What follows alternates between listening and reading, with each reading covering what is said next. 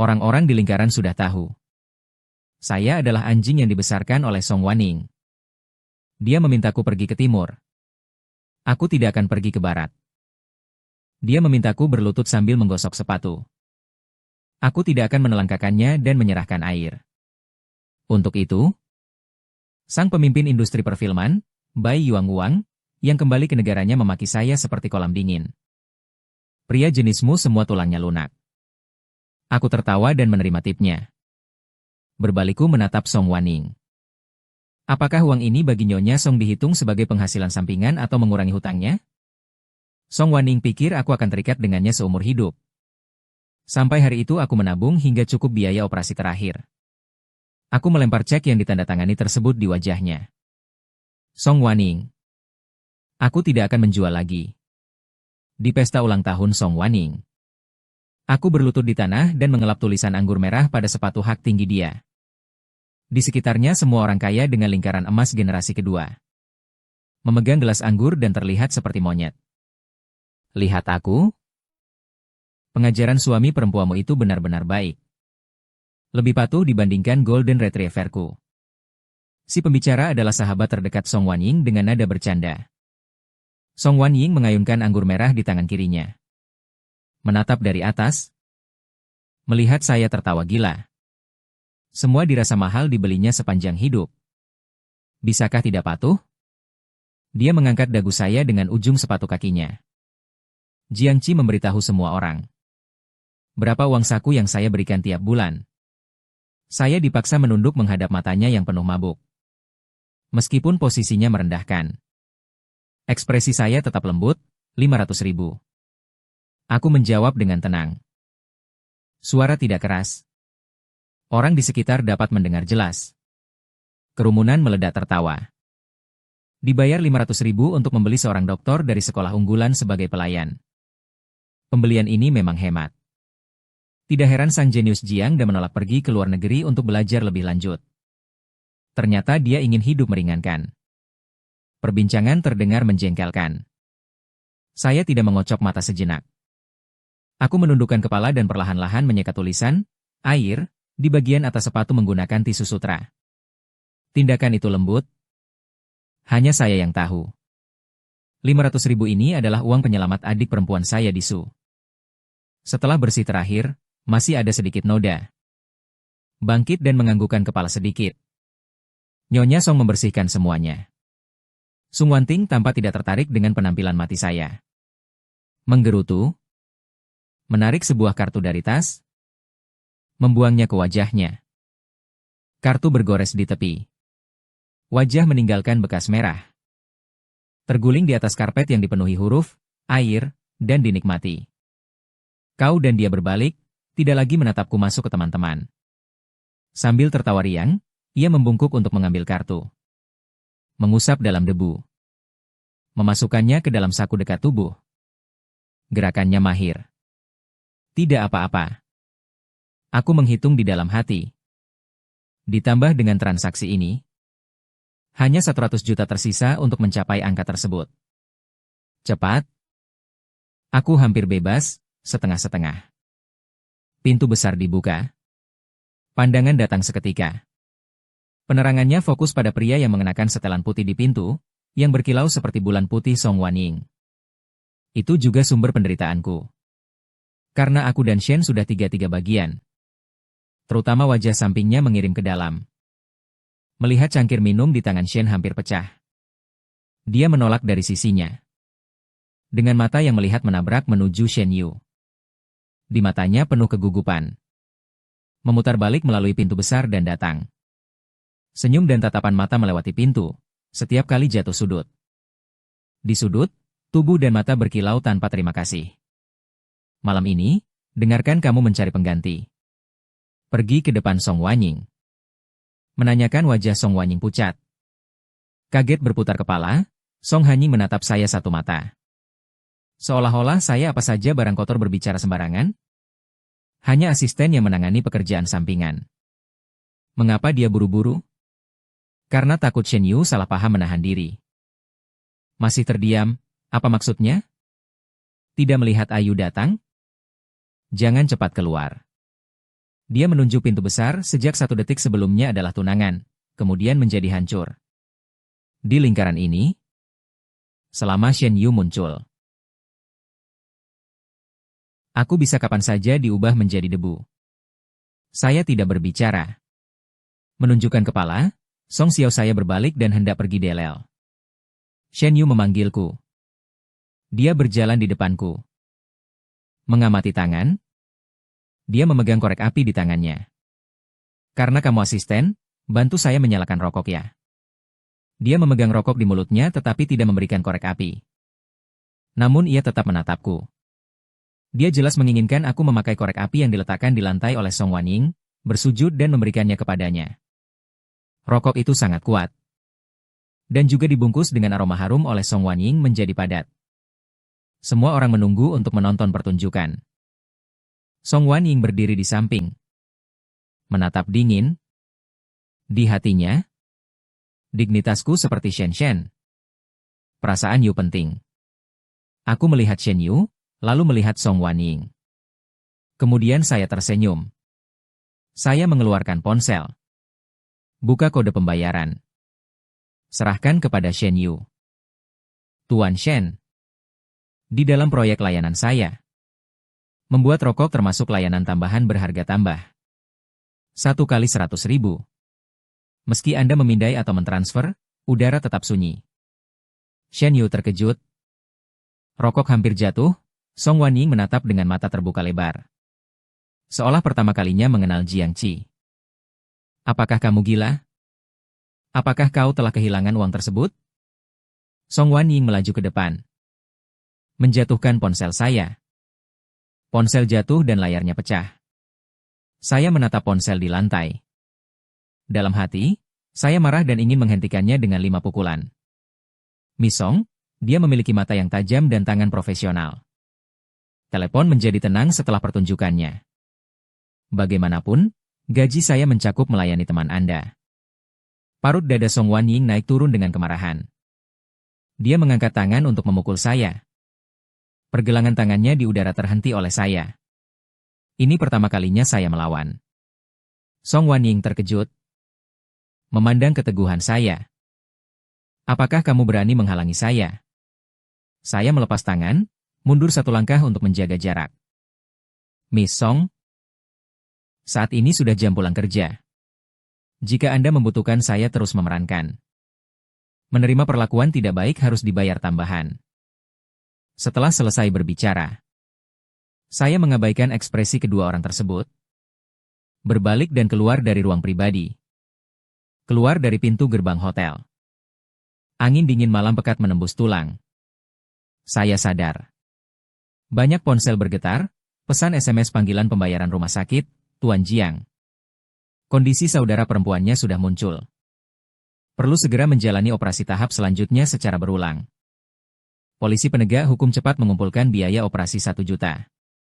Melihat rangkaian angka itu, jari saya yang memegang ponsel menjadi pucat ketika melihat 1 juta. Baru saja membuat Song Waning marah. 1 juta ini sulit didapatkan. Tapi saya tidak menyesal. Shen Yu kembali. Song Waning untuk menjaga citra. Agar dia cemburu. Dia hanya akan memperparah dan memanfaatkan saya. Itu adalah kesempatan terakhir saya. Sebuah Ferrari merah terparkir di depan. Jendela mobil turun menampilkan wajah Song Waning yang indah namun terdistorsi. Shen Yu duduk di kursi penumpang. Wajahnya tampak menonton pertunjukan saat naik mobil. Song Waning memerintahkan saya membuka pintu mobil. Baru hendak duduk di kursi belakang. Siapa yang memintamu duduk di dalam mobil? Menunjuk ke belakang mobil.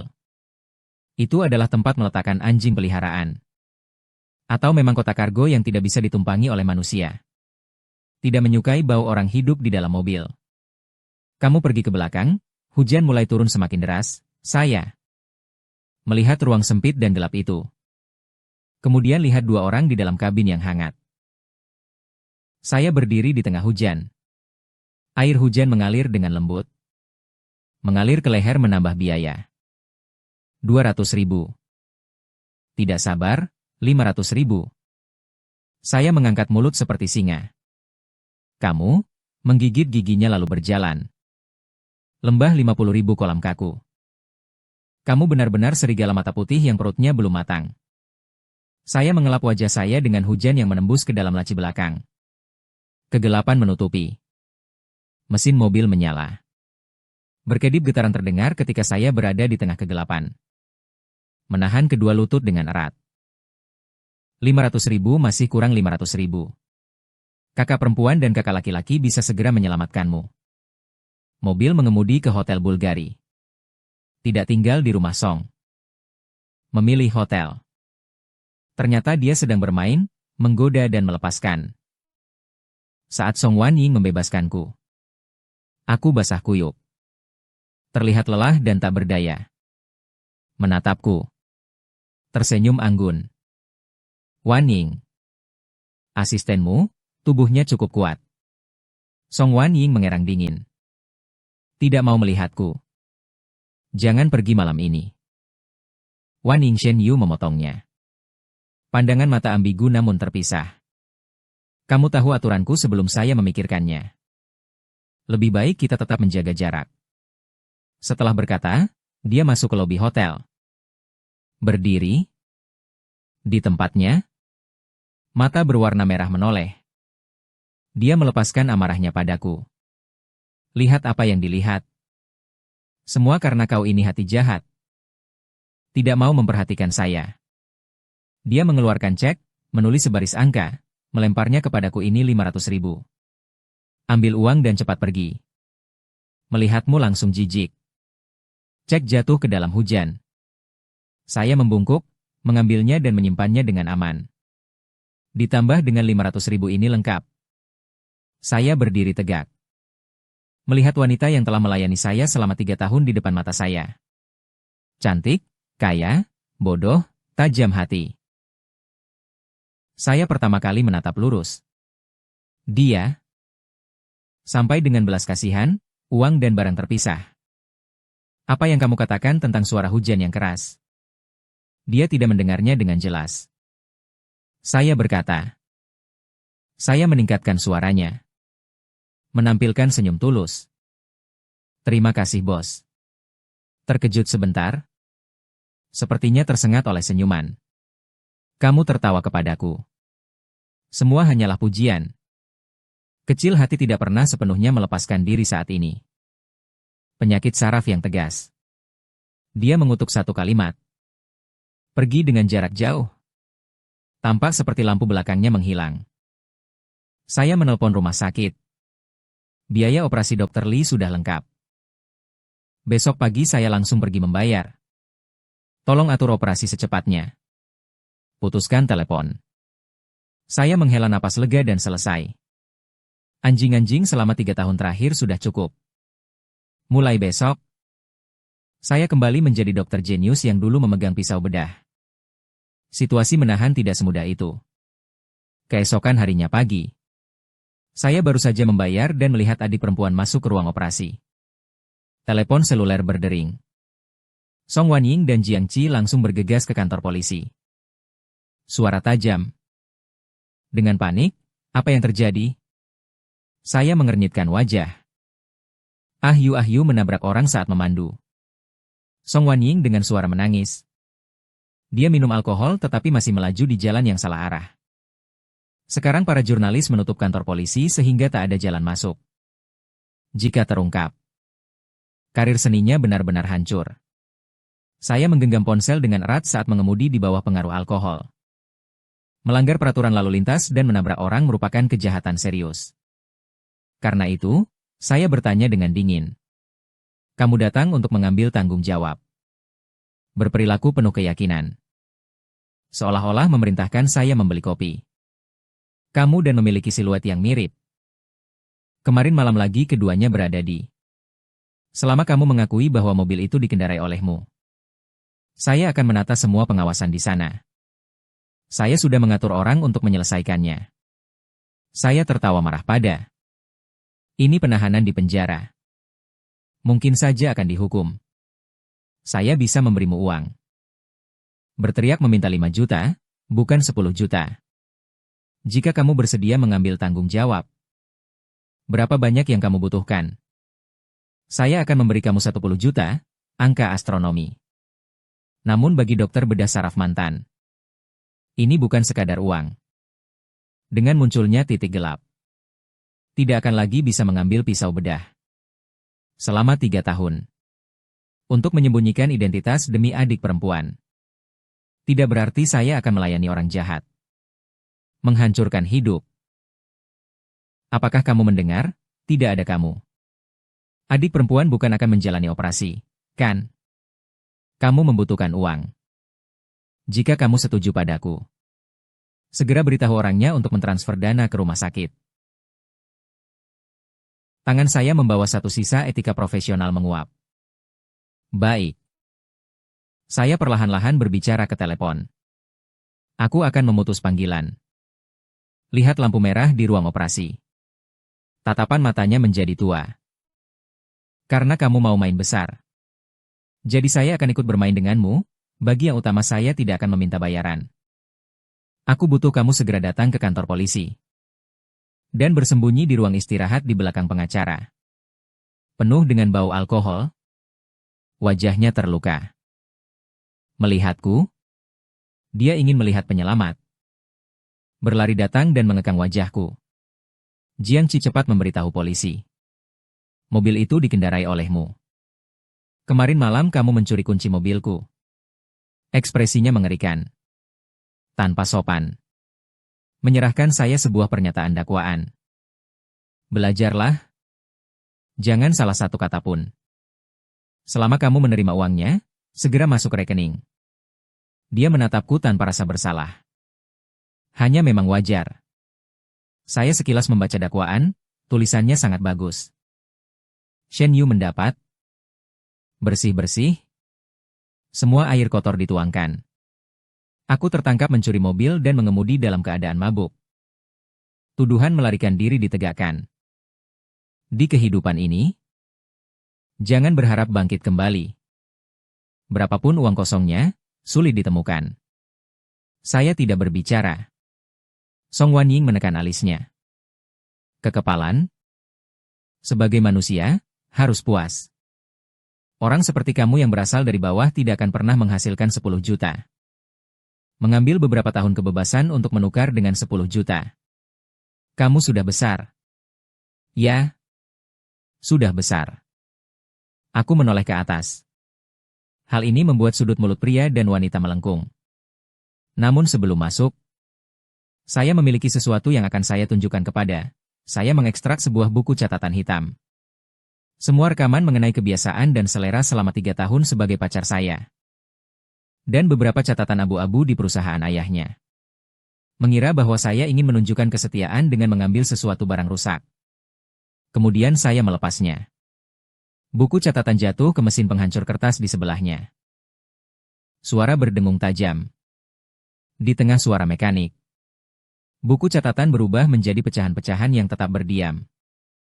Apa yang sedang kamu lakukan? Berteriak. Saya mengetuk tangan. Setelah debu menempel, saya mundur 1 langkah. Berada di tempat polisi baru saja mendorong pintu masuk. Di depan semua polisi dan jurnalis. Saya menunjuk dengan suara lantang. Kawan polisi. Aku akan melaporkan kejadian. Ada seseorang yang berusaha membayar 10 juta untuk menanggung kesalahannya. Dan diduga menculik dan mengancamku.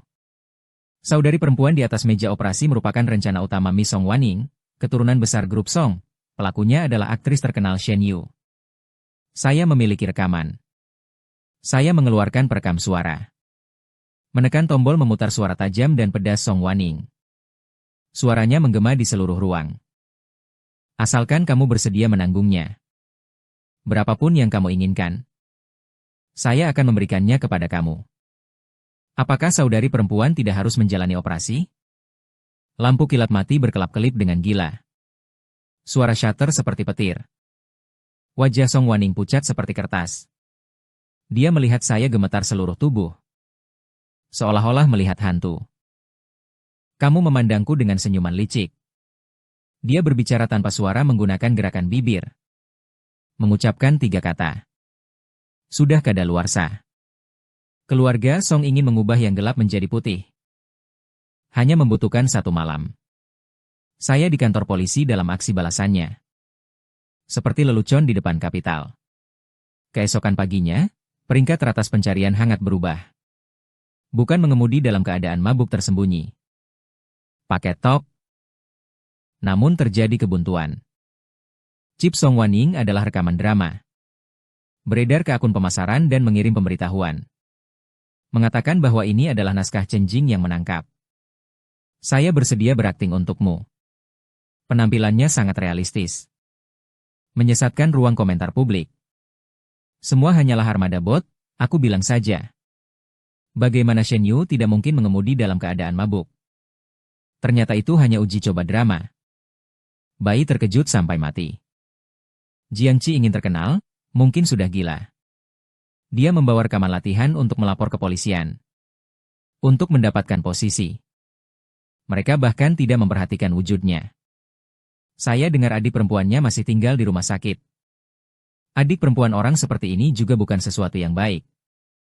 Memborong sumber daya medis. Aku menutup pintu di lorong rumah sakit.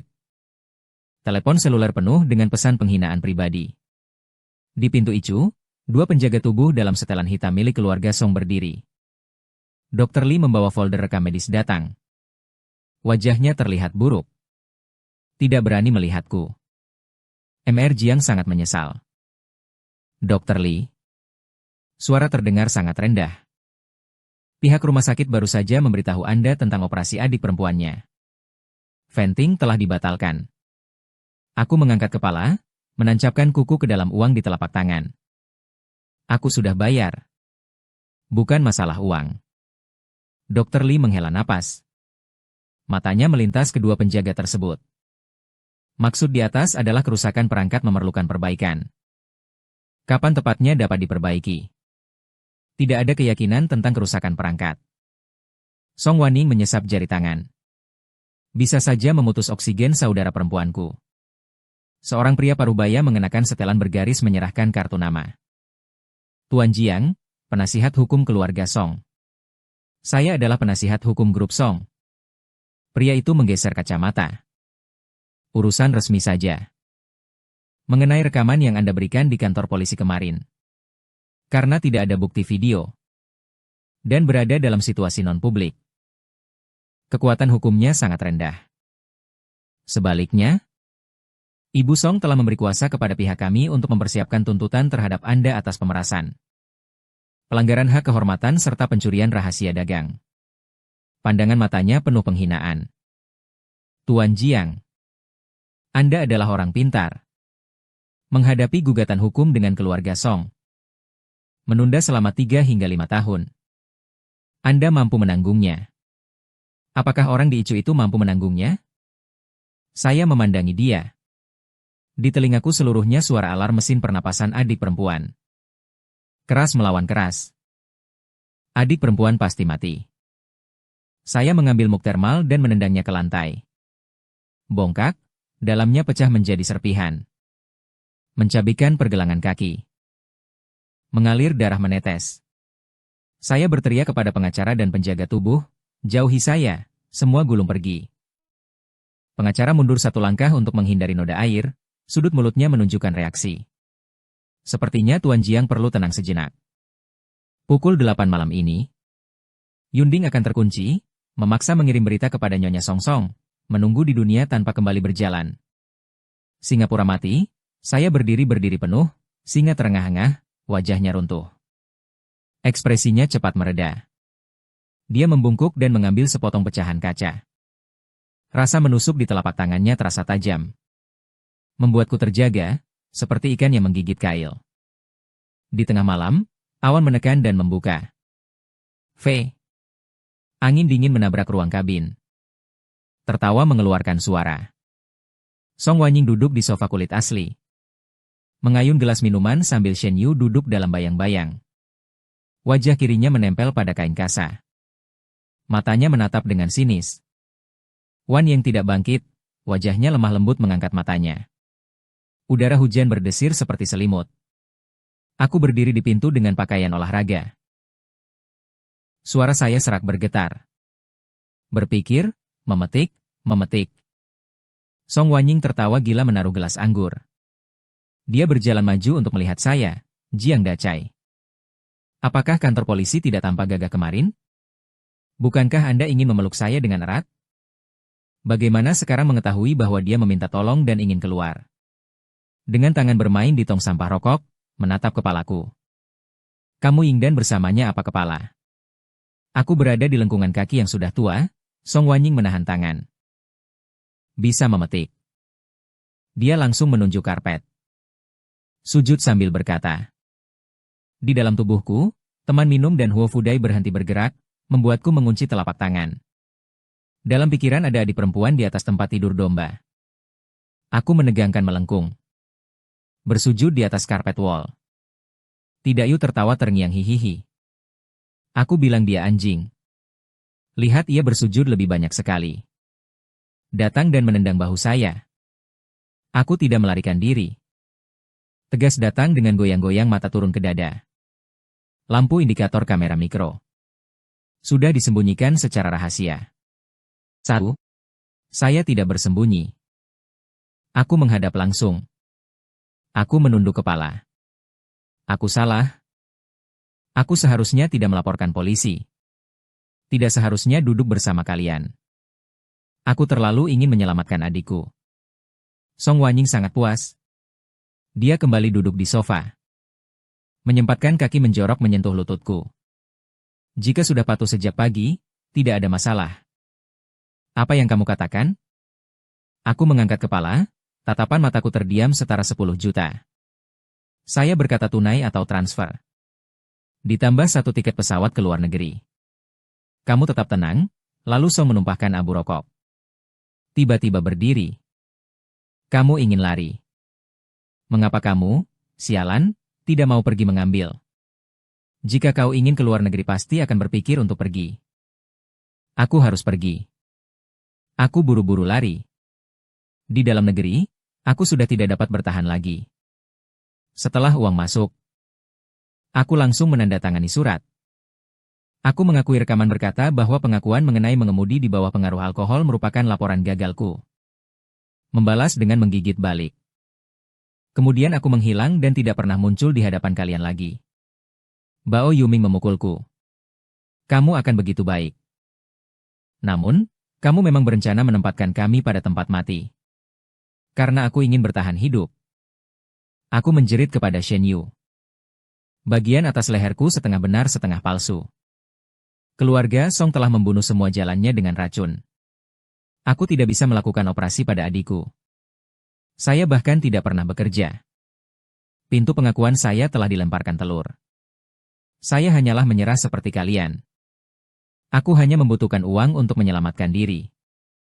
Setelah mendapat uang, aku akan pergi. Bukan juga begitu? Setengah bagian akhir saya benar dan setengahnya palsu. Jenis terjebak di jalan yang penuh keputusasaan untuk memuaskan Song Wanying. Song Wanying hanya menendang tangan dengan 10 juta. Membeli nilai bersih diri. Dia menelepon Lau Chen, mengakui uang, menyiapkan catatan. Mengirimkan puluhan juta ke akun tersebut di Jiangxi. Menyadari biaya jasa, Shen Yu ingin berbicara. Dikembalikan dengan tatapan menegangkan oleh Song Wanying. Perkara ini semakin rumit. Tidak ada keuntungan bagi siapapun. Menghabiskan uang untuk mengusir saya. Ini bukan solusi. Ponsel bergetar, uang sudah masuk. Mengirimkan Yamin di malam hari, membuang 2 salinan dokumen rekening uang. Memo dan pernyataan saksi palsu sudah ditandatangani. Tangan saya bergetar saat mengambil uang. Bukan takut, tapi gembira. Asalkan menandatangani. Uang ini adalah upah untuk membeli saksi. Bukti kuat yang menghalangi keadilan. Ditambah rekaman suara dan catatan transfer. Cukup untuk mengirimkannya ke penjara. Saya menandatangani. Menggenggam cap tangan. Song Wanying memeriksa sekali lagi. Dia menepuk dengan senang. Jari-jari tetap tegang. Sebenarnya, ketika kamu bertindak seperti anjing, masih cukup menyenangkan bagi orang. Dia mengambil sekumpulan uang tunai dan menaburkannya di atas kepala saya. Memegang sedikit koin ini. Bawalah orang yang hidupnya pendek itu. Saudara perempuan, keluar Cina. Jangan biarkan aku melihat lagi.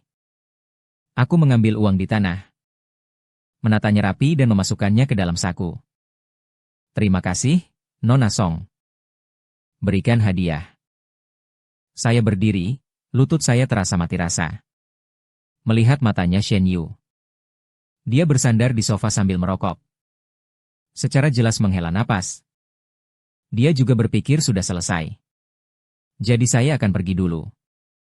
Saya berbalik dan membuka pintu. Lampu merah, minuman hijau di luar pintu. Di dalam pintu, keangkuhan berkarat menghasilkan sebuah klub. Di luar turun hujan deras. Air hujan dingin. Menghilangkan semua aroma rokok dan minuman. Saya menyentuh kamera di dada saya. Kemudian sentuh uang di saku. Senyum dingin muncul di sudut bibir. Ini baru saja dimulai. Saya mengambil ponsel layar pecah dan mengirim pesan teks ke nomor pribadi Shen Yu. Dia menggunakan transfer melalui ban bawah tanah agar tidak meninggalkan jejak.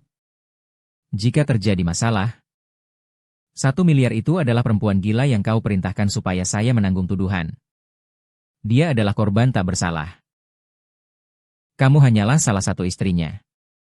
Pengiriman berhasil, ambil kartu SIM-nya. Potong dan lempar ke saluran pembuangan, memblokir sopir taksi yang menuju divisi penyelidikan khusus kepolisian. Baiklah. Mobilnya dinyalakan, wiper berputar liar. Langit hampir cerah. Hujan deras belum berhenti. Duduk di karpet suite Hotel Bulgari tanpa menyalakan lampu. Cahaya layar ponsel memantulkan wajahnya menjadi pucat. Di jalan hanya ada pesan anonim itu. Dia menggunakan transfer melalui ban bawah tanah agar tidak meninggalkan jejak. Jika terjadi masalah, 1 miliar tersebut adalah uang sekuat yang kamu perintahkan saya menanggung tuduhan sebagai biaya penguncian. Dia adalah korban tak bersalah. Kamu hanyalah salah satu bidak terbuang baginya. Pengirimnya adalah nomor kosong. Tangan Shen Yu penuh keringat, membuka ponselnya dan masuk ke aplikasi bank. Itu adalah transfer 5 juta dari saldo kartu sekunder yang diberikan oleh Song Wanning kepadanya. Catatan alokasi aset, ponsel terpukul dan jatuh di atas karpet. Shen Yu segera berdiri di dalam rumah untuk membersihkan. Dia mengambil whisky dari meja dan meminumnya satu tegukan. Dihanyut kaget dan batuk terus. Air mata pun mengalir keluar. Jika memang itu benar, Song Wanning akhir-akhir ini memang tidak beres. Dulu, Direktur Keuangan selalu mencari dia tanpa ragu. Namun dalam 2 hari terakhir, dia selalu menutup pintu. Tidak mungkin. Wanning mencintai saya. Shen Yu bergetar sambil berbicara sendiri. Dia mendorong masuk ke kamar mandi. Menyemprotkan air dingin ke wajahnya. Di cermin, sang aktor legendaris dengan mata cekung, janggut berantakan. Seperti seorang penjudi dengan mata merah pucat. Asisten pribadi membuka pintu dan masuk. Tubuhku basah kuyup. Wajahnya cemas. Mengalami masalah? Asisten menurunkan suaranya. Aku baru saja pergi ke grup Song untuk mengambil formulir akses. Aku melihat bahwa Jiang Qi terjebak dengan Shen Yumei. Saat menoleh, matanya penuh serat darah merah. Apa yang dia lakukan? Apakah ia memeras uang dan melarikan diri? Bukan seperti asisten yang menelan air liur. Ia bertengkar dengan sekretaris Xiao Song di lantai bawah. Hujan terlalu deras. Aku tidak dengar jelas. Tiba-tiba aku mendengar Jiang Qi berteriak satu kata. Jika tidak menepati janji membersihkan ekor, aku akan memutarbalikkan masalah itu. Handuk di tangan Shen Yu jatuh ke lantai. Bersihkan ekor, lalu putuskan. Jiang Qi mengancam Song Wanning. Dan apakah yang disebut membersihkan ekor oleh Song Wanning berarti menaruh semua kesalahan pada dirinya? Punggung Shen Yu terasa dingin. Mengambil dengan cepat. Jaketnya menendang keluar. Diambil oleh mobil. Di lantai atas gedung Song Group, Song Wanning duduk di belakang meja kerja. Meja penuh dengan laporan dan potongan kertas. Kantor pajak sudah memeriksa akun di lantai bawah. Kerusakan yang ditinggalkan ayahnya. Ditambah dengan beberapa aliran dana terakhir yang tidak jelas. Membuatnya sangat stres. Pintu dibuka. Shen Yu masuk dengan suara keras ke Wan Ying. Kita harus bicara tentang Song Wan Ying, tapi dia tidak mengangkat kepalanya. Sangat cepat menahan dokumen. Saya sekarang tidak punya waktu untuk keluar. Tidak ada waktunya. Shen Yu melompat ke sana dengan kedua tangan menopang meja. Menatapnya dengan intens. Jiang Qi baru saja datang mencari kamu. Apa yang kalian bicarakan? Apa yang terjadi di tangan jutaan? Pena di tangan Song Wan Ying berhenti sejenak. Dia menjatuhkan pena itu ke atas meja. Shen Yu, bisakah kamu tidak mengacaukan hal ini sekarang? Perusahaan kini dipenuhi oleh orang-orang yang memeriksa buku. Saya tidak punya waktu untuk senyum dingin Shen Yu, orang sampah. Orang sampah tersebut memegang rekaman kami. Masih? Mengapa kamu tiba-tiba mengalihkan aset? Apakah kamu bersiap melarikan diri? Bagaimana dengan saya? Apa yang menjadi status saya? Song Wan Ying menekan darah matahari. Pandangannya dingin. Shen Yu mengungkap identitasmu. Kamu adalah yang pernah saya dukung. Setiap senmu berasal dari perusahaan yang saya beri. Tidak waktunya bagi kamu untuk bertanya. Dia menekan telepon internal. Petugas keamanan memanggil Tuan Shen keluar. Dia sedang mabuk. Menatap dengan mata terbuka lebar. Anda ingin mengejar saya? Dua petugas keamanan mendorong pintu masuk, mengangkat Shen Yu dan membebaskan saya. Shen Yu berjuang sementara setelan dikenai, tertarik pada limbah, kamu yang buruk hati ini. Kembali memegang pena, tapi tidak menatapku sekali. Buanglah. Parkir bawah tanah tertutup di 3 lantai. Lampu redup tanpa aroma. Biarkan mengalir turun dan terlempar. Tirakan keluar dari lobi lift. Bergoyang beberapa langkah sambil bersandar pada dinding. Maidah ibu-ibu. Dia menurunkan sedikit air liur. Mengambil kotak rokok dari tasnya. Lighter tidak menyala. Minta nyalakan. Suara terdengar dari bayangan. Shen Yu terkejut.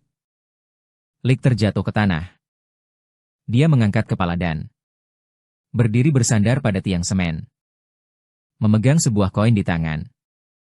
Dia memakai jaket hitam bersih yang baru. Rambutnya disisir rapi. Tidak seperti dulu yang begitu lesu. Kamu, Shen Yu, mundur 1 langkah. Kamu belum bertindak. Jiang Qi tersenyum dan berjalan ke arahnya. Menyita pemantik api di tanah dengan suara klik. Menyalakan lalu menyerahkan cahaya api. Menerangi mata Jiang Qi. Sepertinya Shen Yingdi. Kita semua dipermainkan oleh wanita itu. Shen Yu tidak menerima api, menatapnya. Apa maksudmu?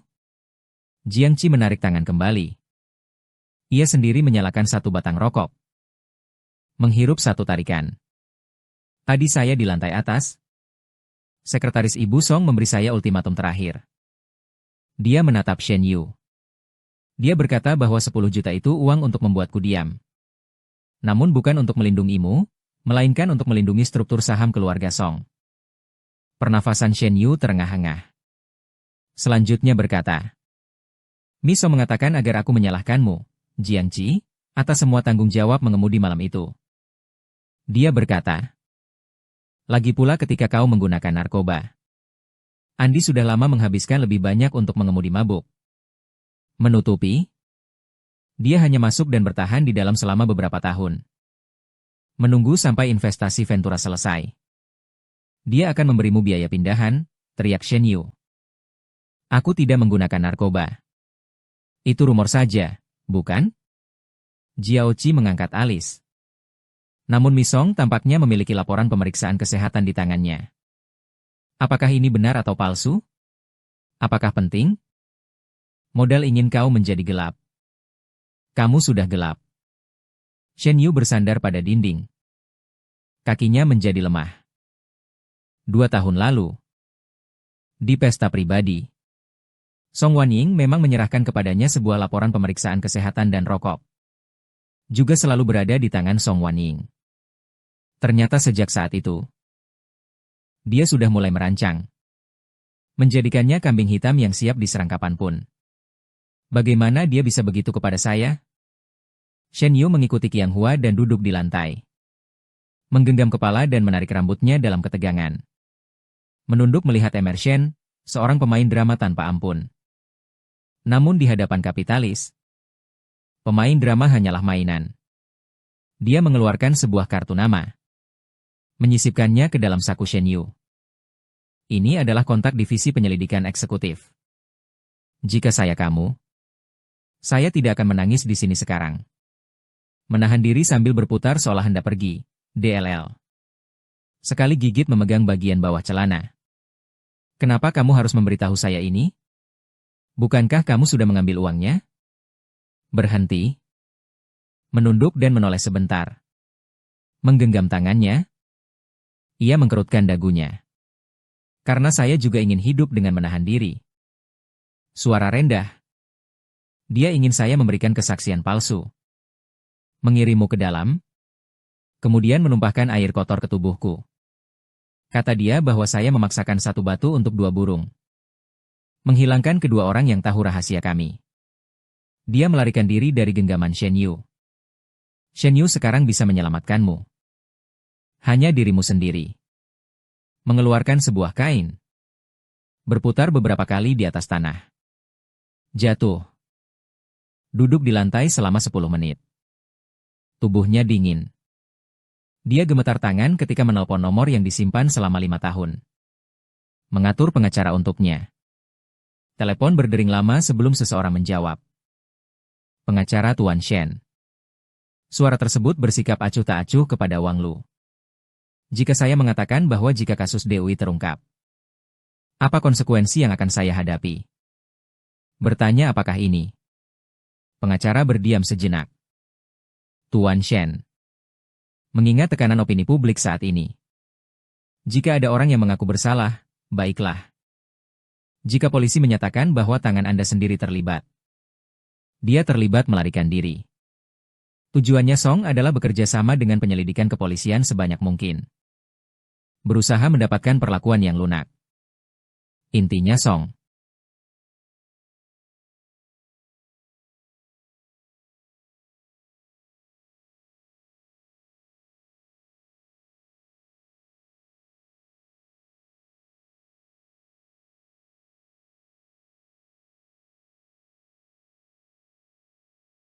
Dia adalah istri. Menjaga saya mati tidak sepele. Berdiri. Pandangan mata yang sinis dan kejam. Jangan menyalahkan aku karena sulit. Dia tahu rahasia Song Wanying. Song Wanying memiliki villa pribadi di pinggiran barat. Menyimpan catatan pribadi. Shen Yu punya kunci dan juga kata sandinya. Itulah Song Wanying untuk menunjukkan kepercayaan. Memberinya kira-kira yang ia rasa tak dimengerti. Catatan-catatan itu Shen Yu mengarahkan ke mesin mobil balap berderak keras. Mobil melaju ke kegelapan. Di sudut, sebuah mobil hitam yang terhenti. Berada di kursi pengemudi memandang Shen Yu keluar dari mobilnya. Dia melempar koin. Menangkap kolam keras di depan. Mengucapkan pada udara. Sasaran masuk ke jaring. Ponsel bergetar. Detektif yang bertanggung jawab atas pengawasan villa mengirim pesan. Sistem keamanan tanpa manusia di villa telah meninggalkan pintu belakang sesuai petunjuk Anda. Jiangqi membalasnya. Jangan biarkan dia lari. Villa di pinggiran barat hujan petir menyambar. Shen Yu basah hingga ke tulang. Dengan gemetar memasukkan kode 102.488. Itu adalah tanggal di mana Song Wanying memperoleh miliaran pertama. Pintu dibuka. Shen Yu bahkan belum mengembalikan sepasang sepatu. Langsung menuju ruang belajar di lantai 2. Dia menemukan brankas di belakang lukisan minyak. Kodenya adalah tanggal lahir Shen Yu. Sungguh ironis ketika dulu dianggap sebagai bukti cinta. Sekarang terlihat. Namun, Song Wanying hanya membuka brankas kunci digitalnya untuk memudahkan mencatat nomor yang dia ketik secara spontan. Di dalamnya penuh dengan U dan stroke. Ada juga U berwarna hitam dan buku catatan. Shen Yu mengambil U dan buku catatan. Masukkannya ke dalam dada. Tangan gemetar parah. Batang emas jatuh di lantai. Siapa yang terdengar suara petugas keamanan dan sinar lampu senter di lantai bawah? Shen Yu terkejut. Dia tidak sempat mengambil barang. Dia bersama polisi turun dari balkon lantai 2. Semua basah lumpur membuat setelan jasnya kotor. Dia menatap seperti diam-diam. Berlari di tanah berlumpur. Melompati tembok pagar dan masuk ke dalam. Jantungnya berhenti berdenyut. Shen Yu menekan pedal gas. Telepon ponselnya bergetar hebat. 3 kali satu persatu muncul di layar, ditulis oleh Song Wen-san. Mesin mobil berdenyut sambil memandangi layar. Saat menyalakan mesin, ubahlah pedal gas menjadi kursi cepat. Dia memutus panggilan dan menarik mobil hitam. Di pintu U berlari cepat menuju kantor polisi. Setengah jam kemudian, tim penegak investigasi Jiangqi duduk di depan kafe seberang menaruh americano panas melewati jendela. Dia melihat mobil Shen Yu terparkir di pintu kantor polisi. Shen Yu membawa sekumpulan barang. Dia tersandung-tersandung melompat naik ke tangga. Tim pengumpulan bukti menyaksikan. Dia terus mengulangi tanpa putaran. Petugas berjaga di pintu masuk. Polisi menahan dia. Jiangqi tidak dapat melihat apa yang mereka bicarakan. Dia hanya melihat Shen Yu menunjuk tenda di tangan, wajah merah, leher tebal berteriak. Segera, beberapa polisi membawa Shen masuk dari daerah ketat kedua. Si Jiangqi meminum segelas kopi. Tetapi satu pisau akhirnya menusuk jantung keluarga Song. Sementara itu, di bawah gedung grup Song, Song Wanying baru saja keluar. Menahan kendaraan yang melaju kencang di bawah gerbang pintu. Mobilnya menjadi alasan bagi kreditur dan media Pak Song bahwa rantai dana keluarga Song terputus. Benarkah? Ada seseorang yang melaporkan Anda diduga pencucian uang. Tolong respon dan kembalikan uang tersebut. Keluarga Song berutang kepada kami biaya proyek. Kapan lampu kilat liar menabrak wajah Song Wanying? Song Wanying diproteksi oleh bodyguard. Wajahnya penuh ketakutan. Dia gila-gilaan menghubungi Shen Yu. Maaf. Pengguna yang Anda hubungi sedang sibuk dan ponselnya terjatuh. Pada saat itu, Song Wanying melihat di seberang jalan, di tengah hujan, Jiangqi berdiri dengan tongkat hitam. Dia memandangnya seperti melihat tangan yang terkurung dalam sangkar. Mata saling bertemu. Sisi kiri melambaikan tangan. Tidak ada apa-apa di pergelangan tangan itu. Namun dia membuat gerakan menunduk singkat. Sudah waktunya. Kaki Song Wanying menjadi lemah dan jatuh bersandar di pelukan penjaga. Langit runtuh. Pada hari itu, semua layar elektronik terus menyiarkan para pemegang saham besar dari grup Song. Saya duduk di toko serba ada sudut jalan sambil menikmati okonomiyaki. Di layar besar di luar jendela, Song Wanying mengenakan setelan jas putih dengan perawatan makeup yang rapi. Kekuatan bersikap sombong itu. Sama persis seperti ketika 3 tahun lalu menghina saya. Para pemegang saham. Rumor tentang kondisi keuangan grup Song dari luar hanyalah omong kosong belaka. Dia berdiri di depan mikrofon dengan suara tenang. Arus kas grup Song sangat sehat. Kerja sama saya dengan Tuan Shen Yu juga terhenti. Pintu ruang rapat di seberang dibuka dengan pukulan. Tidak ada teriakan, suasana di tempat itu begitu tegang seperti mati. Sekelompok polisi masuk menembus, yang memimpin menunjukkan surat penahanan dan surat perintah penggeledahan. Song Wanying. Kami curigai Anda terlibat dalam pencucian uang, penggelapan jabatan dan suap bisnis ilegal. Ini adalah surat perintah penangkapan. Tolong ikut kami. Ketenangan di wajah Song Wanying tidak dapat bertahan. Dia secara naluriah mundur. Sepatu hak tinggi menandai ketika melihat kursi. Dia memegang tepi meja sehingga tidak jatuh. Apa kalian sedang melakukan apa? Saya adalah Song Wanying. Apakah kamu tahu siapa saya? Pengacara? Bagaimana dengan pengacara saya? Dia berteriak menghadap kamera. Mengulurkan tangan untuk menutupi wajah. Namun siaran langsung tidak terputus. Para pemegang saham yang biasanya pasrah menyebar pergi seperti menghindari kutukan. Seseorang mengambil ponsel dan memotret dokumen padanya, menumpahkan semuanya ke lantai. Saya membuka wortel dengan gigitan. Memakan air panas yang membuat bibir terbakar. Ponsel bergetar. Detektif mengirim pesan. Departemen Keuangan sudah dikendalikan. Disk USB catatan pribadi yang disediakan oleh Shen Yu adalah bukti kunci. Bukti kuat seperti gunung. Di layar, Song Wanying dipasangi rantai tangan. Tangan yang dulu menunjukkan hidungku dan memaksa aku meluncur. Ditahan dengan rantai logam. Lepaskan saya. Saya dituduh tidak bersalah. Ini Shen Yu. Adalah orang drama itu. Memaksa saya keluar ketika dia masih berseru. Kerangka keluarga Song jatuh secara vertikal. Di toko serba ada, dia menghancurkan panci. Tuhan ya! Keluarga Song runtuh. Itu layak. Saya dengar wanita ini dulu sangat gila. Saya menumpahkan sup dan membuang mangkuk kertas ke tong sampah. Kunci tutup-tutupnya. Suara terdengar jernih. Berapa lama setelah menutup, kelompok pengacara keluarga begitu kuat? Karena rantai bukti perlu disempurnakan dan alasan fisik. 48 jam kemudian dia dibebaskan. Namun ada pembatasan ke luar negeri.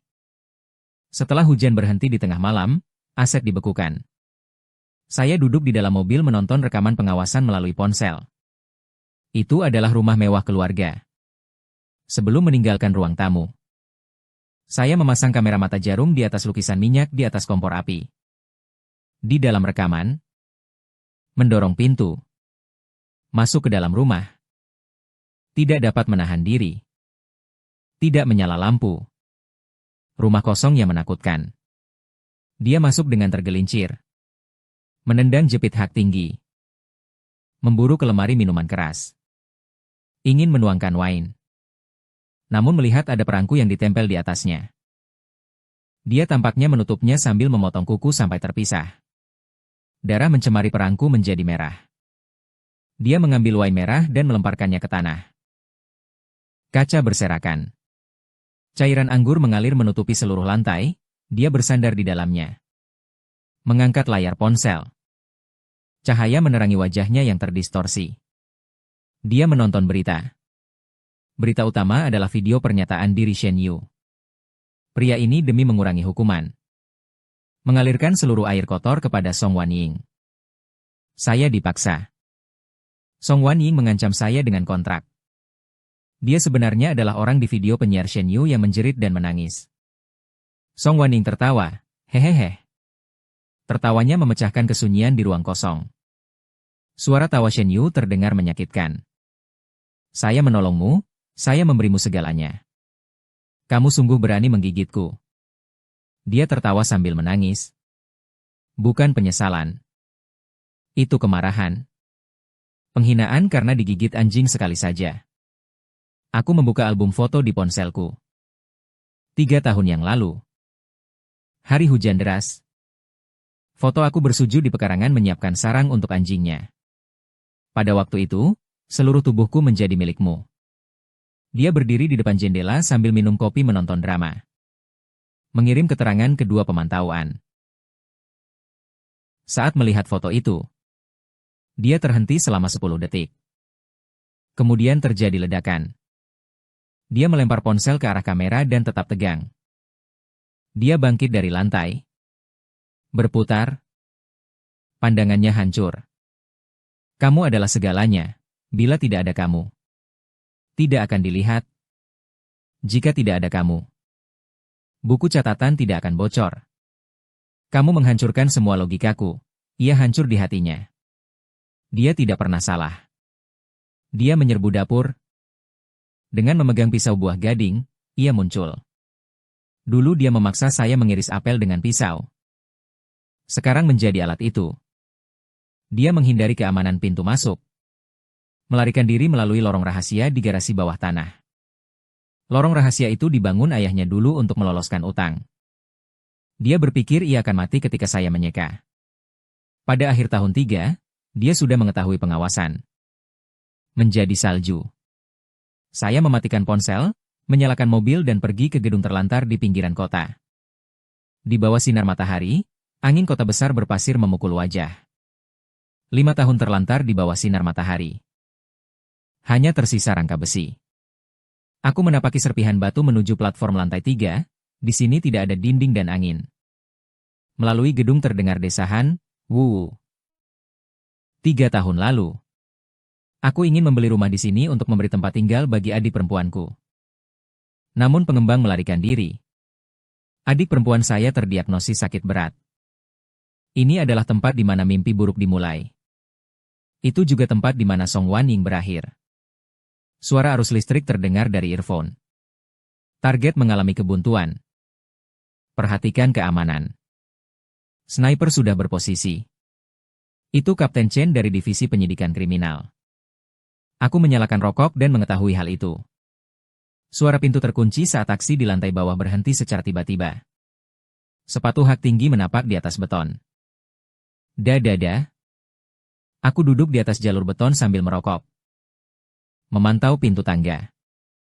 5 menit kemudian. Muncul dengan kulit pucat, pakaian kotor, rambutnya berantakan. Satu hak sepatu patah. Dia menegang erat pisau di tangannya saat melihatku. Dia berhenti, dada terdengar serak. Matanya kosong dan tetap kaku. Suara hatinya serak, seakan memegang pasir. Aku menertakan abu rokok sambil melihatnya di sini. Sebenarnya ini dipilih olehku untuk adik perempuanku. Setiap rumah, tertawa gila. Dia miringkan kepala. Kamu menakuti, tunggu orang lain, sesuaikan diri. Kalian dilahirkan untuk menjadi penopang bagi kami. Dia berjalan satu langkah demi satu langkah mendekat. Aku menyalakan rokok. Tahu bahwa berhenti, aku memberimu uang. Memberi kau martabat. Agar kamu hidup seperti manusia. Mengapa kau menggigitku? Dia mengangkat pisau dan menunjuk padaku. Karena kamu. Kamu berbicara tentang belas kasih. Saya menekan alas kaki saya sendiri. Lalu lemparkan 2 potong tulang kepadaku. Aku berdiri. Menghancurkan. Menginjak kepala sambil menaklukkan. Aku duduk di dalam air sekarang seperti ini. Tidak ada lagi. Lingkaran cahaya Misong lebih tampak seperti bumi daripada saya. Ini adalah mimpi buruk. Sakit. Diam. Diam. Diam. Dia mengayunkan. Pisau berputar pada pisau. Saya adalah Song Wanning, saya ratu. Hanya jika aku membunuhmu. Hanya jika aku membunuhmu. Semua akan menjadi baik. Shen Yu akan kembali. Perusahaan akan kembali. Semua akan kembali seperti semula. Dia hidup dalam hayalan. Shen Yu tidak akan kembali. Aku mematahkan ilusi dia. Dia untuk mengurangi hukuman. Dia menyerahkan semua bukti yang dulu kamu minta dia menemani minum untuk mencuci uang. Sekarang kamu menjadi orang tawa sepanjang proses, ya? Song Wanning berteriak. Aku akan membunuhmu. Dia melepas sepatunya. Kaki telanjang menjejak batu pecah menuju dia. Tim Tank berteriak melalui headset. Menahan diri menekan mundur yang berbahaya. Aku tidak mundur. Aku tidak menyembunyikan diri sejauh 5 meter atau 3 meter. Bisa mencium aroma parfum di tubuhnya. Namun tidak berbau. Pada saat ujung pisau menembus datang. Aku bergerak cepat ke samping. Tapi ia menghindari pukulan alis. Ia menekan kakinya ke lengan yang pecah, darah mengalir keluar. Song Wanning menabrak kosong. Memandang darah mengalir deras, darah berserakan. Hahaha, dalam pertarungan, apakah kamu juga sadar betapa menyakitkannya? Ia mengisap bibirnya belum cukup. Masih belum cukup. Kali ini ia tidak menyerang tanpa pikir. Secara perlahan memaksa saya mundur menuju tepi lantai. Di belakangnya ada jurang 30 meter. Lompat turun. Song Wanning tersenyum dingin. Seperti yang diinginkan saudara perempuannya, yang seperti hantu mati, untuk melompat begitu. Aku mundur ke tepi. Kaki belakang terangkat udara. Batu pecah menggelinding lama sebelum terdengar gema. Song Wanning. Jika kamu membunuhku, kamu benar-benar tidak akan punya jalan kembali. Jalan kembali. Song Wanning tertawa terbahak-bahak. Sejak saat kamu menyerahkan rekaman kepada polisi, aku tidak memiliki jalan kembali. Karena kau telah merusakku. Maka kita mati bersama. Dia menyerang dengan ganas, ingin mati bersamanya di dalam headphone. Suara tembakan terangkat. Pecahan peluru menabrak beton di kaki dia. Song Wanying menjadi gila. Tidak dapat mendengar sama sekali. Dia menabrak masuk ke pelukanku. Kekuatan benturan besar membuatku terbalik ke belakang. Aku memegang aramid dengan kuat supaya tidak jatuh. Dengan tenaga benturan, dia menekan pisau ke ujung tenggorokku. Menumbuk kulit. Wajahnya penuh keringat dan air mata. Pandangannya gila. Pergi mati saja. Dia tetap menahan, berseru, memaksa dua tangan menekan pisau dengan keras, perlahan-lahan menebas kulit. Mendekat ke arteri karotis. Aku merasakan napasnya yang cepat dan hangat. Saat ini, aku menatap matanya. Di sana hanya tersisa kehancuran. Aku melepaskan tangan yang memegang batang baja. Sebuah pegangan menekan pergelangan tangannya yang memegang pisau. Song Wanying. Aku memandangnya. Tengkuk bibir menimbulkan senyum kejam. Neraka terlalu dingin. Aku mengirimmu seorang diri pergi ke gedung yang tidak selesai. Angin kencang menekan. Menggesek di wajah membuat sakit. Tangan Song Wanying bergerak. Pisau buah dengan gagang gading menekan arteri karotisku. Menekan menghasilkan aliran darah. Darah panas mengalir turun dari leher masuk ke pakaian wajah, terasa lengket dan tidak nyaman. Aku tidak bergerak. Pernapasan juga tetap normal. Aku hanya menatapnya begitu, membawaku ke neraka. Berimajinasi. Namun otot-otot di wajahnya kaku. Ekspresinya terdistorsi. Tidak bagus. Jangan gerak, anjingmu. Kamu juga pantas menjadi kepala pengadil. Pegelangan tangannya ditekan kuat, pisau menembus lebih dalam. Rasa tajam. Jelas jangan gerak. Aku menatapnya dan berkata, jika kedalaman tambah 2 mm lagi, darah arteri akan menyemburkan keluar dari keyboard. Kau memakai Chanel dengan anggun. Kamu sangat suka pakaian ini, bukan? Terdiam sejenak. Sambil sesaat itu, aku menekan jari telunjukku dengan kuat pada titik darahnya. Tangan dia menjadi mati dan tenang. Terima kasih. Saya tidak merebut pisau. Hanya menolak tangan dia sejauh 1 inci. Tetap menjaga konfrontasi sehingga dia memegang pisau. Hanya dengan membawa senjata. Dia benar-benar pelaku kejahatan. Saya adalah korban. Suara berdesak datang dari headphone. Penembak mata-mata telah mengunci target. Kepala tetap tegang. Anda sekarang berada dalam bahaya ekstrim. Segera hindari. Ulangi segera hindarinya. Saya memiringkan kepala dan meninjau bayangan gedung di seberang. Ada 1 titik merah pada sisi kepala Song Wanying. Saya melakukan isyarat samar dengan tangan kiri di samping tubuh. Berhenti. Belum waktunya, dia langsung runtuh. Dia terlalu murah. Saya ingin menghancurkan semangatnya. Saya melepas. Dia mundur setengah langkah. Menata kerahnya. Kita akan berbicara tentang membayar balas budi. Song Wanying memegang pisau. Dada berdenyut hebat. Balas budi terhadap balas budi. Dia berteriak. Saya menyelamatkan saudara perempuannya. Jika tidak ada 500.000 milikku, saudarinya sudah seharusnya mati. Kamu, sang serigala mata putih yang tak terima kasih, 500.000. Saya menggeleng dingin. Bagi Ibu Song, hanya sebuah paket 1 botol wine. Tetapi kamu menggunakan uang ini untuk membeli martabat seorang dokter bedah saraf. Membeli seorang Buddha siap sedia. Membeli sebuah pipa uap yang dapat diinjak sembarangan. Saya mendekat 1 langkah. Kamu selamatkan aku. Saudara perempuan tidak karena kebaikannya. Aku bilang itu karena kamu membutuhkan anjing yang patuh. Kamu perlu menghina aku untuk memuaskan hasrat kontrol perversemu.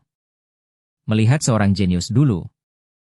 Berdiri bersujud di samping kaki kamu, menahan napas. Membuat hati kosongmu mendapatkan kepuasan besar. Betul? Diam saja. Kamu diam. Mengayunkan pedang. Tengah langkah tidak stabil. Aku untuk membantu kamu. Aku untuk mencintaimu. Ah! Aku tertawa. Apakah kamu mencintai? Menyebutkan. Berhenti. Aku tentu mencintai. Untuknya aku bersedia melakukan apapun. Saya memberinya sumber daya. Memberinya posisi. Bahkan demi dia. Bahkan membuat catatan palsu demi dia dan menanggung dakwaan untuknya. Agar menjadi seperti ini sekarang. Aku memotong percakapan dengannya. Yang kau sayangi bukan Shen Yu. Kamu mencintai dirimu yang rela mengorbankan segalanya demi cinta. Kamu mencintai orang yang dapat menurun kamu ke kerendahan. Sehingga memperoleh kepuasan ketika merasakan emosi pada diri sendiri. Tidak, memang tidak begitu. Menggelengkan kepala seolah menolak. Dia menggaruk rambutnya dan menempelkannya secara tidak rapi di wajah. Kau pikir Shen Yu mencintaimu? Aku mengambil ponsel, membuka video lalu beralih. Itu direkam setengah jam sebelum pemeriksaan. Shen Yu mengenakan rantai tangan. Duduk di kursi. Dengan senyum sopan, dia menuturkan keterangan kepada polisi. Kawan polisi. Saya ingin meraih prestasi. Saya memiliki semua bukti pencucian uang oleh Song Waning. Ada lagi 2 tahun yang lalu ketika dia menggunakan narkoba. Dia juga memaksa saya. Dia bilang begitulah cara mendapatkan inspirasi. Dia adalah tuan. Saya korban. Suara saya sangat jelas dikontrol olehnya. Song Waning menatap layar sampai mati. Angin berhenti. Di sekitar hanya suara Shen Yu dari video yang tersisa. Tidak mungkin. Ini palsu. Ini asintesis semisintetik. Song Waning berbisik pada diri sendiri. Pisau di tangannya mulai bergetar. Benarkah? Kamu sudah jelas di hati sendiri. Saya menutup ponsel saya. Lihat, ini adalah semua pria yang dekat dan dicintaimu. Untuk mengurangi hukuman. Meski hanya mengurangi hukuman 1 bulan. Dia dengan tanpa ragu menjualmu. Berteriak. Tembok pertahanan hatinya benar-benar runtuh. Penipu memang penipu. Kalian semua berhutang padaku. Dia menahan pisau dan menyerang, kali ini tanpa dukungan. Itu adalah celah. Di dalam headset, penembak lurus berteriak meminta tembakan. Meminta tembakan. Aku tidak bergerak. Melihat kegilannya menghilang di dalam matanya. Hanya sisa keputusasaan. Saat ujung pisau masih 10 cm dari dada saya.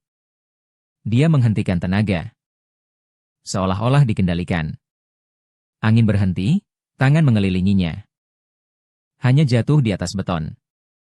Kakinya melemah. Berdiri berlutut di tanah. Dia menegakkan kedua tangan ke lantai. Bernafas dengan napas besar. Tatapan matanya berisi lendir mata yang tercampur debu yang tersisa. Dahulu sang putri senior keluarga Song yang pernah tinggi. Kini terbaring di tanah. Mau menjadi busuk. Kita menundukkan kepala dan memandangnya. Dia perlahan mengangkat. Tatapan matanya tidak lagi kejam. Hanya tersisa keputusan akhir bagi kami. Jauh dari suaramu selama 3 tahun ini. Meskipun 1 detik saja. Apakah kamu pernah menyukai aku? Dia berdoa untuk sedikit ketulusan terakhir. Saya memetik lengan tanpa ekspresi.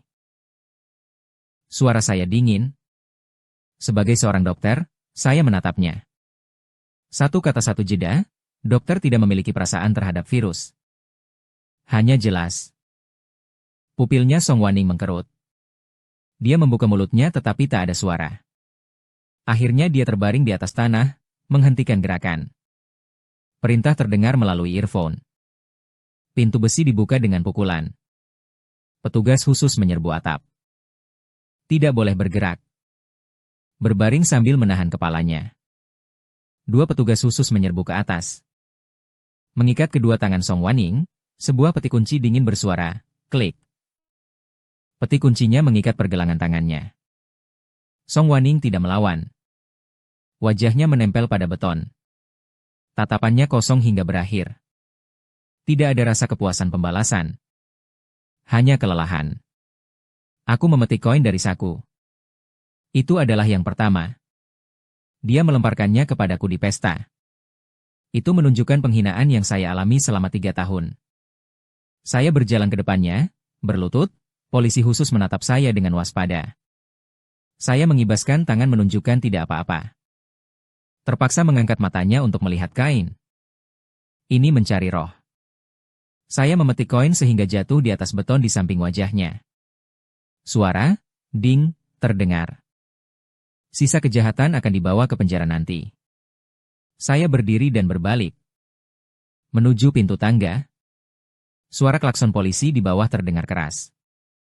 Saya keluar gedung. Beberapa mobil polisi berhenti di area kosong. Ditarik ke mobil di tengah. Pintu mobil lain terbuka, Shen Yu tertekan turun. Dia memakai seragam nomor polisi, dahi dicukur. Kepala telanjang. Dahi dicukur dengan bekas luka. Keduanya bertemu di depan mobil polisi. Menghentikan langkahnya. Menatap Shen Yu dengan tajam. Rasa kebencian begitu pekat. Shen Yu meremukkan lehernya. Memaki. Lihat apa? Lihat, gadis gila itu semuanya disebabkan olehmu. Polisi mendorongnya sekali.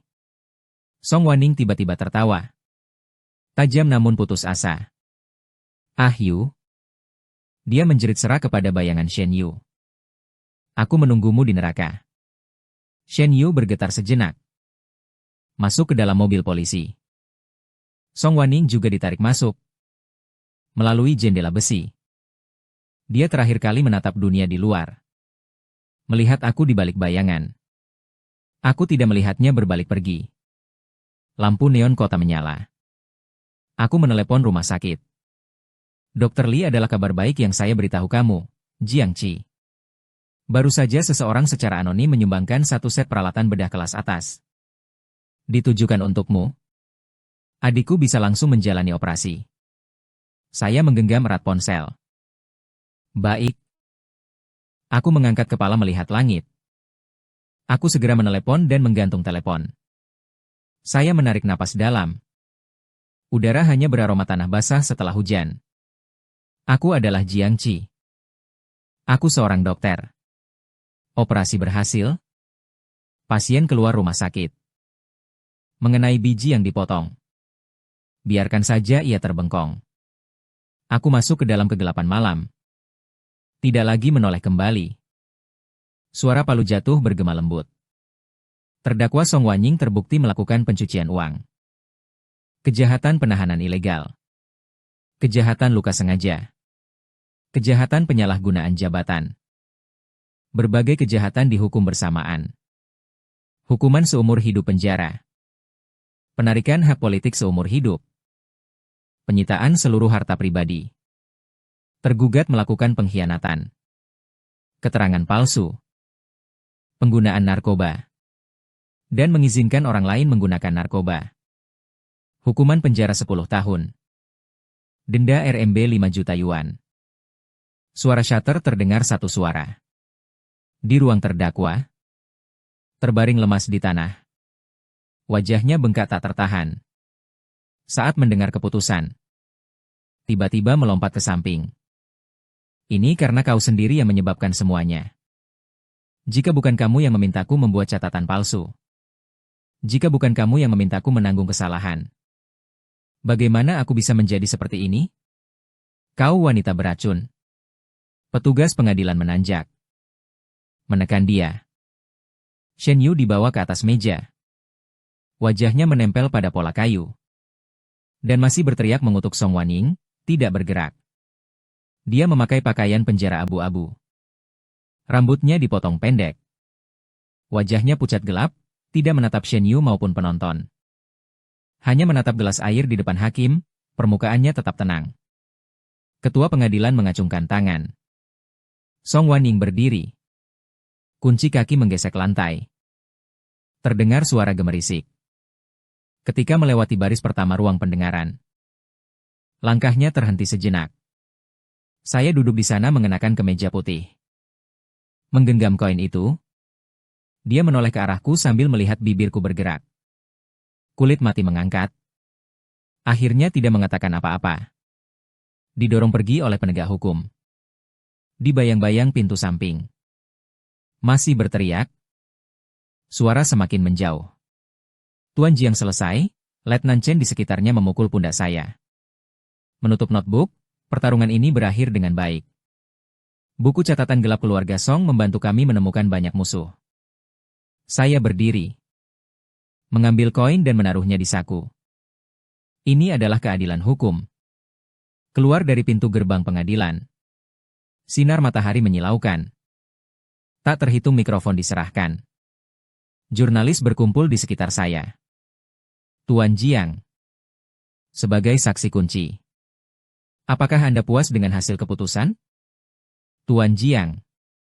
Saya dengar Anda sudah mendapatkan kembali izin praktik medis. Tuan Jiang. Aku menggerakkan tangan, tidak menjawab. Menembus keramaian, di pinggir jalan ada sebuah taksi yang terparkir. Jendela mobil turun, menampilkan wajah saudara perempuan yang pucat. Dia memakai perban di kepalanya, duduk di kursi roda, melambaikan tangan kepada saya. Kakak saya sudah pulang. Aku hampir tidak bisa membuka pintu mobil. Dokter tidak mengatakan harus beristirahat lagi, kan? Bagaimana bisa keluar begitu saja? Dokter Lee telah menyetujui. Saudara perempuan tersenyum. Dia berkata,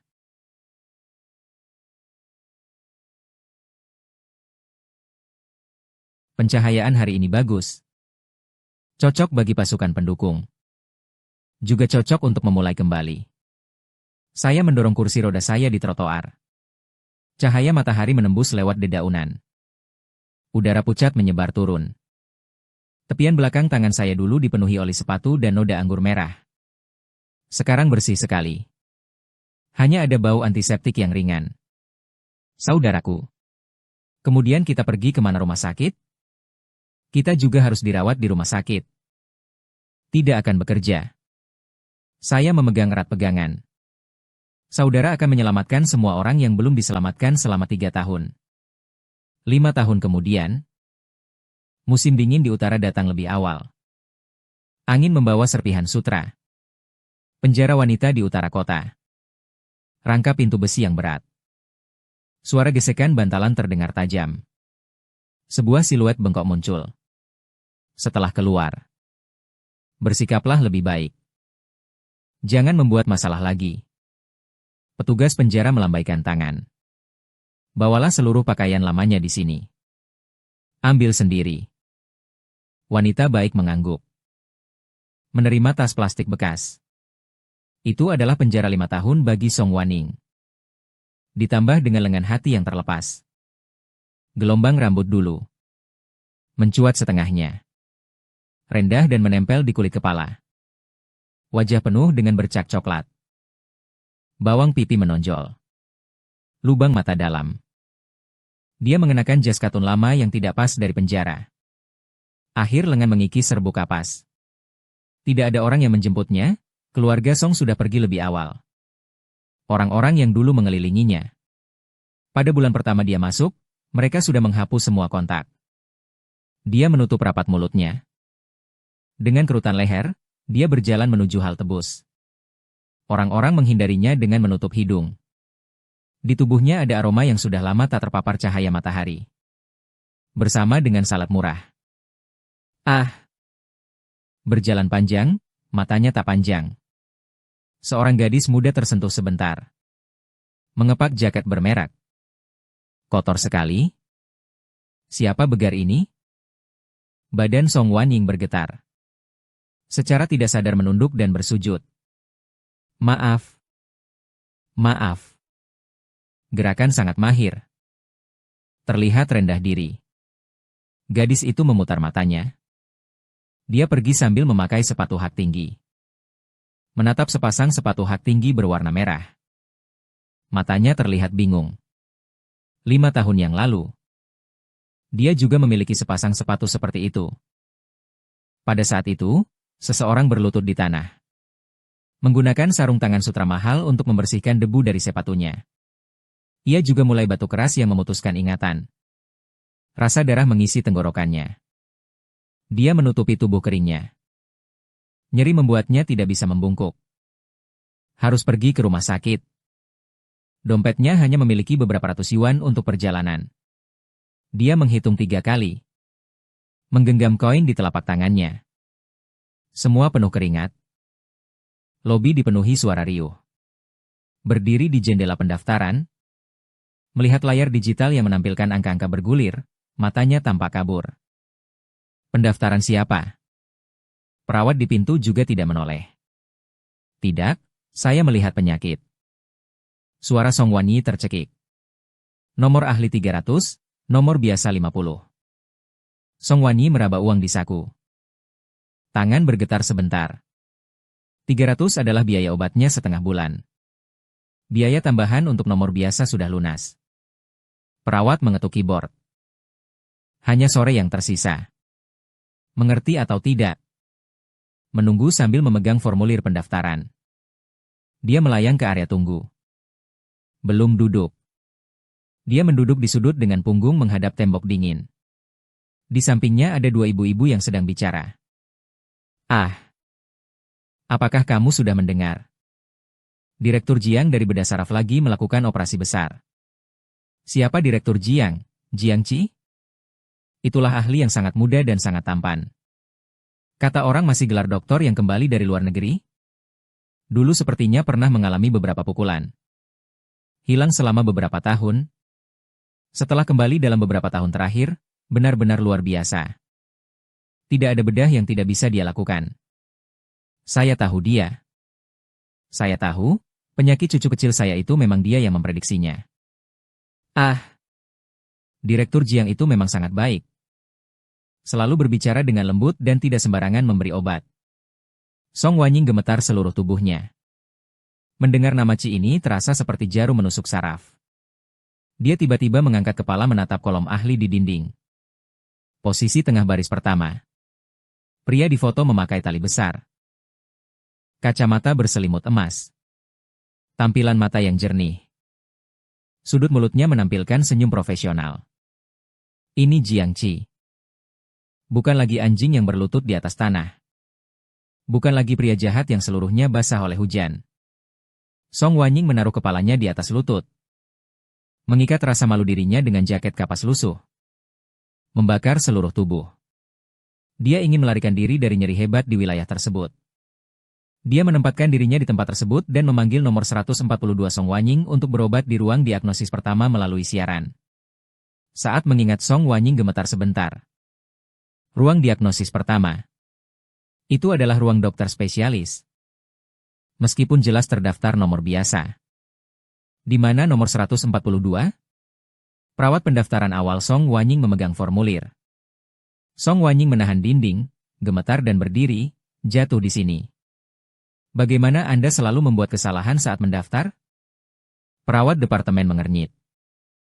Dokter dengan nomor biasa sedang melakukan operasi darurat sementara. Dialihkan ke sisi spesialis. Sebuah keberuntungan bagi Anda. Kepala Jiang. Hari ini memeriksa pasien. Tidak akan dikenai selisih harga, cepat masuk saja. Untung saja. Song Wanyi tersenyum pahit. Ini mungkin hukuman terakhir. Dia bergerak ke pintu ruang pemeriksaan pertama. Wen Su menutup dan melihat melalui celah pintu. Dia melihat suasana di dalam. Ruang pemeriksaan luas. Sinar matahari menetes di atas meja kantor. Kami, Ci, duduk di belakang meja. Dengan memegang gambar CT untuk menjelaskan kepada pasien. Tuan, Anda lihat sini. Jiang Qi menahan pena dan menunjuk bayangan di gambar. Lokasi hemangioma ini meskipun dalam, namun belum menekan saraf. Pengobatan konservatif kami bertujuan mengendalikan. Jika tidak tumbuh lagi, tidak perlu operasi. Anda sudah berumur seperti ini. Tidak perlu menanggung hukuman itu. Para tua di depan terus mengangguk. Menahan tangan Jiang Qi. Terima kasih, Direktur Jiang. Terima kasih. Rumah sakit lain semua meminta saya melakukan operasi. Mengatakan harus lebih dari 100.000. Saya tidak memiliki begitu banyak uang. Saya seorang dokter. Menolong pasien dan menyelamatkan jiwa merupakan kewajiban saya. Jiang Qi kembali memegang tangan orang tua itu. Pukul, tenanglah. Mengonsumsi obat tepat waktu. Setelah setengah tahun datang untuk pemeriksaan ulang. Song Wanying memegang bingkai pintu dengan erat. Tangan ini pernah dipaksa dia untuk mengambil sampah. Tangan yang menyeka darah ke saluran pembuangan. Sekarang sedang menolong orang. Itulah yang sebenarnya menjadi ketegangan. Jika tidak ada penderitaan selama 3 tahun tersebut, dia sudah seharusnya berada di posisi ini. Suara panggilan yang jernih dari kakak. Pintu dibuka oleh seorang gadis muda mengenakan jaket bulu berwarna kuning angsa yang masuk. Gadisnya berusia 20 tahun. Mengikat ekor kuda yang terikat. Bawa 2 kotak makanan tahan panas. Pintu berwarna merah lembut milik adik perempuan Jiang Qi. Gadis itu yang pernah berbaring di Icu dengan nyawa menipis. Adik perempuan itu berdiri anggun. Mengapa kau datang? Jiang Qi melihat seluruh mata adikannya penuh kasih sayang. Dia sudah mengantar makanan untukmu. Adik perempuan menaruh kotak makan di atas meja dan membukanya. Hari ini dia membuat pangsit dengan isi telur dan daun bawang. Dr. Li berkata, kamu baru-baru ini menjalani banyak operasi, jadi jangan tidak istirahat. Saya tidak lapar, tapi saya harus makan. Aku sudah mendengar dari kepala perawat. Kamu melakukan 2 operasi besar berturut-turut. Pagi belum makan. Kakak perempuan menempatkan sumpit ke dalam kolam beku. Dia kemudian berputar dan tersenyum kepada tuan tua. Tuan tua? Kamu juga belum makan, ya? Namun ada Jiaozi yang baru keluar dari panci. Coba 2. Ah. Tidak perlu, tidak perlu. Terima kasih, gadis. Tuan tua mengacungkan tangan. Ada kakak perempuan seperti ini yang sangat bertanggung jawab. Mengambil 1 Jiaozi dan memasukkannya ke mulutnya. Ya. Dia menatap kakak perempuannya. Ini adalah kebahagiaan yang saya tukarkan dengan nyawa. Di luar pintu, air mata Song Wanying mengalir. Menukar nyawa. Dia teringat malam hujan 5 tahun yang lalu. Menghalangi demi memasukkan 500.000 ke dalam laci cadangannya. Mengingat dia di pesta. Untuk menabung biaya operasi bagi adiknya. Berdiri berlutut dan dipermalukan orang lain. Saat itu ia merasa dirinya hina tanpa hati nurani. Sekarang baru menyadari. Terima kasih adik boneka lembut. Karena menanggung sesuatu yang lebih berat daripada harga diri. Setelah melepas beban itu, mereka lebih lurus dari siapapun. Sementara dia pernah memiliki uang. Posisi. Keindahan wajahnya dianggap sebagai hak untuk menundukkan orang lain. Sekarang tidak punya apa-apa. Song Wanying menunduk melihat tangannya yang kasar dan retak. Tangan yang penuh kotoran. Tangan ini tidak lagi bisa memegang gelas tinggi. Juga tidak dapat memegang tangan siapapun. Pengumuman nomor 142 kembali terdengar. Letakkan sumpit. Mengusap mulut. Biarkan pasien masuk. Masuk dengan tubuhnya yang kaku. Biarkan dia melihat dirinya sebagai manusia tak bersahabat, seperti hantu. Biarkan ia melihat Misong yang dulu tidak terkalahkan. Berjalan-jalan di pintu demi biaya pendaftaran beberapa puluh yuan. Tidak, itu bukan, melainkan hukuman yang lebih menyakitkan bagi keduanya. Melepas bingkai pintu. Berbalik dan menoleh ke balik pintu yang memancar cahaya. Menarik langkah demi langkah keluar. Suara gesekan alas sepatu di tanah terhuyung oleh suara keramaian yang bising. Dia menyeberangi koridor. Menyusuri ruang tunggu pasca diagnosis. Melalui kerumunan. Keluar dari pintu gerbang rumah sakit. Angin dingin masuk ke leher. Dia merunduk sedikit. Mencampur diri dalam tumpukan orang yang memohon di pinggir jalan. Tak ada siapapun yang menatapnya lebih lama. Dia hanyalah butiran debu. Di ruang pemeriksaan nomor 142. Song Wanying, saudari kecilnya, menunduk dan melihat keluar. Tidak ada siapa-siapa. Tangan yang menulis rekam medis berhenti sejenak. Sisi pena menyebar tinta di atas kertas. Nama Song Wanying belum muncul dalam waktu lama. Minuman hampir lupa akan cairan hujan deras itu. Wanita gila itu memegang pisau di tenggorokannya. Dia mengangkat kepala dan melihat ke pintu. Pintu sedikit terbuka. Di luar koridor orang datang pergi. Tidak ada bayangan orang itu. Mungkin dia sudah pergi. Jiang Qi dengan tenang pergi. Saudari kecil menutup pintu. Orang ini sungguh aneh. Walaupun sudah memanggil nomor pakar, tetap tidak menghubungi. Mungkin dia merasa tidak perlu. Setelah menatap Jiangqi, dia menarik pandangannya kembali. Menghapus namanya dari sistem. Klik hapus. Di layar hanya tersisa nama pasien berikutnya. Dia mengambil ponsel tua yang sudah diperbaiki itu. Retakan di layarnya masih belum diganti. Ini pengingat. Itu juga sebuah medali. Layar menyala dan muncul pesan baru. Direktur Jiang, operasi pengangkatan tumor dasar tengkorak pada hari Rabu minggu depan sudah diatur. Keluarga pasien ingin mengucapkan terima kasih secara langsung dengan senyuman kecil di sudut mulut Anda. Letakkan ponsel. Pasang stetoskop. Sinar matahari di luar jendela terbenam pada pangsit di meja. Menghembuskan uap panas. Panggil pasien berikutnya. Dia berkata.